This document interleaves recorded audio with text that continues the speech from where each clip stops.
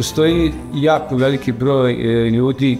koje mi zovemo nevidljivi radnici u kulturi, ne u smislu da sad njihove aktivnosti nisu javno vidljive, što više jesu, nego da je ono što oni rade zapravo neprepoznatljivo i nevidljivo kao rad. Prosto nije vidljivo, pogotovo u lokalnim manjim zajednicama, da ljudi, recimo, koji vode dramske sekcije, koji vode neka folklorna društva, jedan dobar deo nedelje radne potroše na nešto što je jako važan i veoma cenjen rad. To se uglavnom svodi na to da oni samostalno pokrivaju neke troškove, da proizvode sadržaj kako znaju i umeju i da nekako se i tretiraju tako kao vi i ne radite, nego vi se to malo nečim bavite, jel?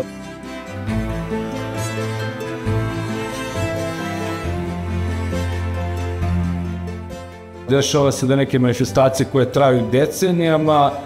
svake godine treba se takmiče na nekom konkursu da dobiju sredstva. Naravno da su konkursi dobri, oni pružaju transparentnost i sve, ali mislim da postoje neke stvari koje ne smiju biti dovedene svakih godinim pitanjem, pogotovo kada su to festivali, događaji koji imaju neku decenijsku tradiciju.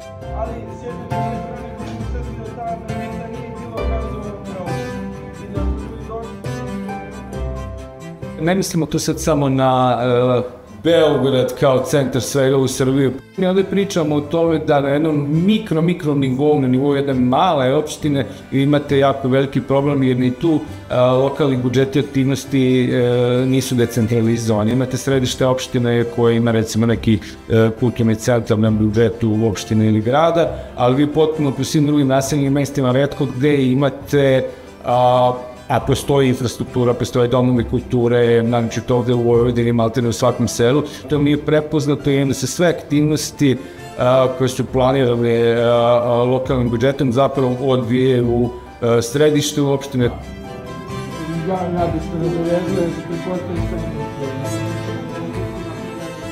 Mi smo ga, tako smo se dogovorili, radili dosta utopistički, ne u nekom lošem smislu, nego zaista pravili smo ga